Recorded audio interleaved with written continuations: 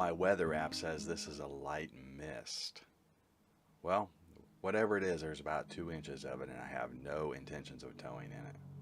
When I first learned about the full-time RV lifestyle, it became a question of when, not if. But for someone that's not retired, that question of when can be a very difficult decision. Here's my story.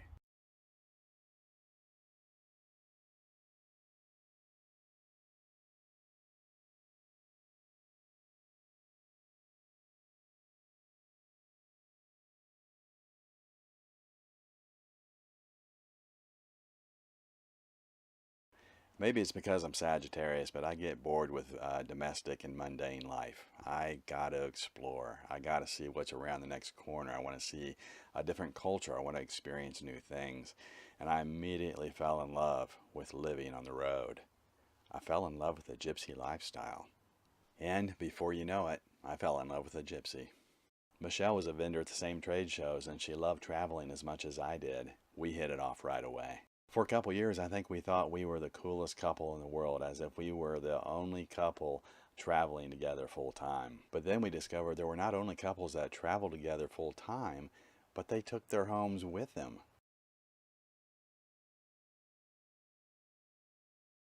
I mean, the idea that we could live on the road and take our home with us wherever we went, our own personal office, our own personal bathroom, kitchen, bedroom, it just blew our minds. We knew that had to be the next step in our journey. By the time we became serious RV dreamers, Michelle had become a self-made millionaire and I had switched careers. Michelle clearly had more expensive taste than me. She wanted that $1 million Prevost. I, in the meantime, couldn't care less. So while she was busy over the next few years trying to figure out a way to finance a $1 million rig through her Canadian corporation and write it off as a business expense, I, in the meantime, had enough cash in my pocket at any one time as a poker player to purchase an older RV. I just didn't know it.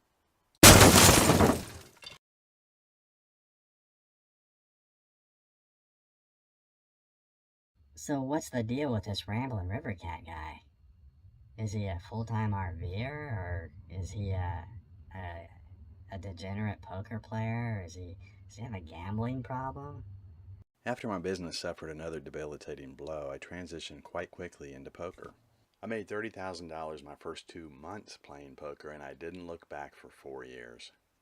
It fit quite nicely into our lifestyle because I could play it anywhere in the country, whether it be at a casino or card room or online.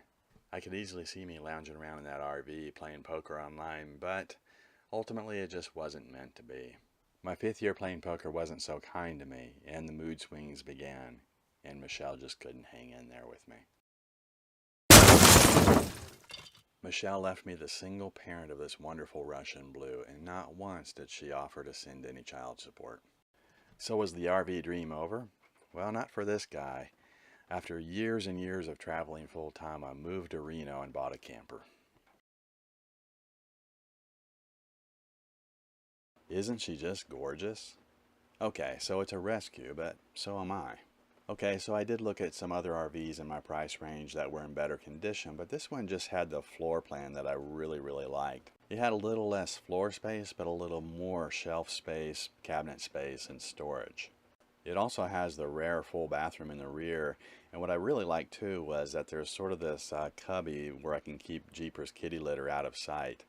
It's definitely a fixer-upper, but it felt very cozy to me right away. Within 1 week of landing in Reno, I was already living in an RV and only a few hundred feet from perhaps the finest casino resort in the entire country. Pretty conveniently located for a poker player, wouldn't you say? Right across the street. And the really cool thing is I worked up my comps really easy here, so I was able to get free rooms every now and then, and I would sure take advantage of them. I'd actually drive Jeepers all the way across town to his sitters and then come back, pack my suitcase, and walk across the street. My 3-year plan in Reno was really quite simple, and I had the resources to do it. I had a very good paying job, and I could work as little as 20 hours a week and as much as 40 hours a week. I could easily save enough money to get back on the road and live comfortably. But you know what? I was nursing a broken heart. I felt like I lost everything. I lost Michelle, I lost the lifestyle that I love, and I could certainly right the ship a little bit, but I just felt lost. And that's exactly how I behaved. I gambled recklessly, I drank too much, and I dated mean women.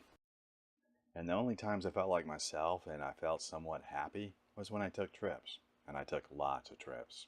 It was during this trip that things really started to become very clear.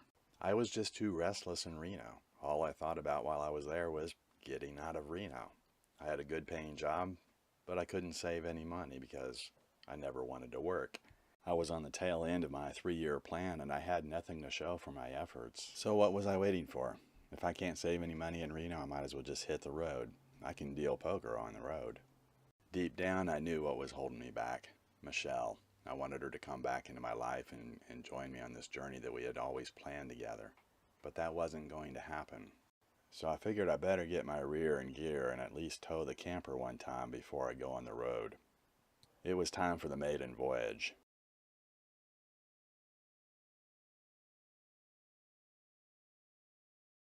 So after living in my camper for 3 years, I finally towed it. It's the first time I towed anything, so I went 70 miles up the road to Susanville, California.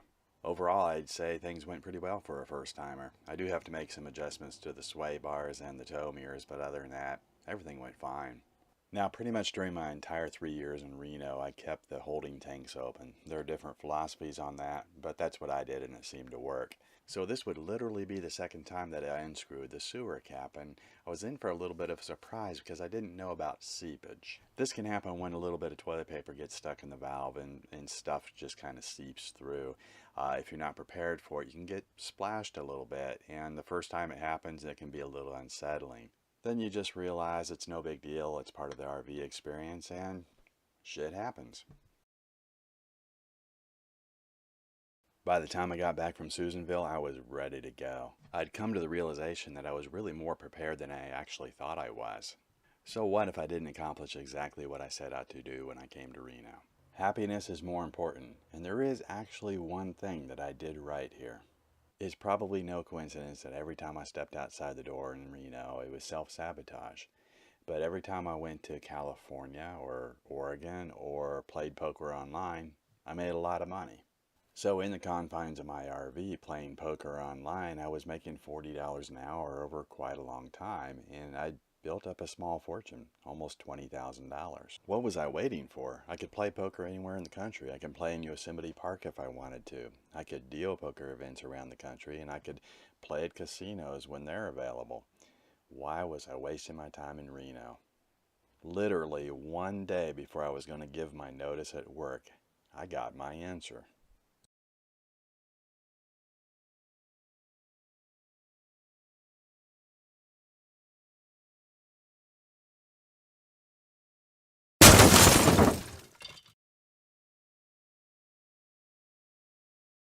Nearly 1 decade after me and Michelle became RV dreamers, I'm going for it.